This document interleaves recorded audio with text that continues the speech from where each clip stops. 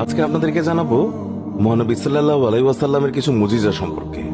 প্রখ্যাত হাদিসটি তিরমিজি শরীফ থেকে নেওয়া হয়েছে। একদিন এক ইহুদি মহিলা ইসলাম ধর্মের প্রতি অনুপ্রাণিত হয়ে ঈমান গ্রহণ করে নিল। তার একটি প্রাপ্তবয়স্কা কন্যা সন্তান ছিল।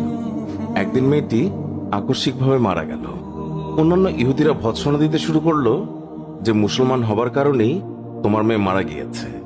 ইহুদিদের এইসব বাজে কথা শুনে স্বামী স্ত্রী দুজনেই কাঁদতে শুরু করে দিলেন। বিরহ সহ্য করতে না পেরে এক পর্যায়ে দুইজনই আল্লাহ নবী সাল্লাল্লাহু আলাইহি ওয়াসাল্লামের দরবারে হাজির হয়ে আরজ করল, ইয়া রাসূলুল্লাহ, সবেমাত্র আমরা ঈমান গ্রহণ করে মুসলমান হয়েছি। কিছুদিন যেতে না যেতেই আমাদের একমাত্র যুবতী কন্যা মারা গিয়েছে। আমরা তাকে ইসলামী তরিকায় দাফনও করেছি।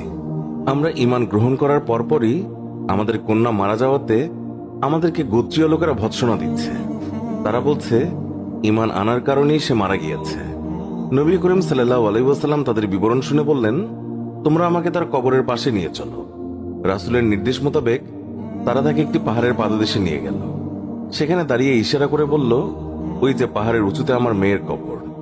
এরপর নবী করিম সাল্লাল্লাহু আলাইহি ওয়াসাল্লাম নিচে দাঁড়িয়ে বললেন, হে আল্লাহর বান্দা। নবী করিম সাল্লাল্লাহু আলাইহি ওয়াসাল্লাম ডাকছে, তুমি বেরিয়ে এসো। নবীজির এই কথা শুনে সাথে সাথে কবর চিরে মেয়েটি বেরিয়ে এলো এবং ছুটে গিয়ে মা বাবার সঙ্গে সাক্ষাৎ করল। নবী করিম সাল্লাল্লাহু আলাইহি ওয়াসাল্লাম কবর থেকে বেরিয়ে আসা মেয়েটিকে বললেন, বলো, তুমি যেখানে ছিলে সেখানে যেতে চাও নাকি মা বাবার সঙ্গেই থাকতে চাও? যুবতী মেয়েটি বলল, হে আল্লাহর রাসূল, আপনি আমার জন্য দোয়া করুন যেন আমার মা বাবার অন্তর থেকে আমার মায়া চলে যায়। তারা যেন আমার জন্য কান্নাকাটি না করে।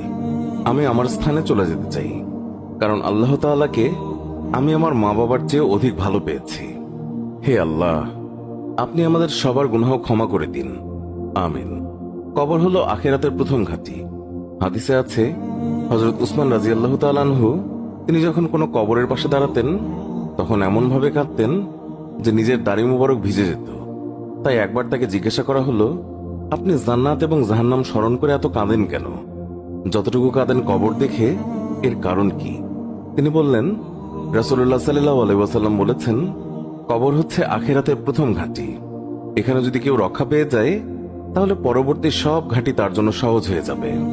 আর এখানে যদি কেউ রক্ষা না পায় তাহলে পরবর্তী সব ঘাঁটি তার জন্য খুব কঠিন হবে। তিনি আরো বললেন, রাসূলুল্লাহ সাল্লাল্লাহু আলাইহি ওয়াসাল্লাম বলেছেন, মিরাজের রজনীতে আমি যত ভয়াবহ দৃশ্য দেখেছি তার মধ্যে কবরের আযাবই হচ্ছে সবচেয়ে ভয়াবহ। তিরমিজি, হাদিস নাম্বার 2308। কবরের আযাব সম্পর্কে অসংখ্য অগণিত আয়াত এবং হাদিস রয়েছে, যা থেকে স্পষ্ট বোঝা যায়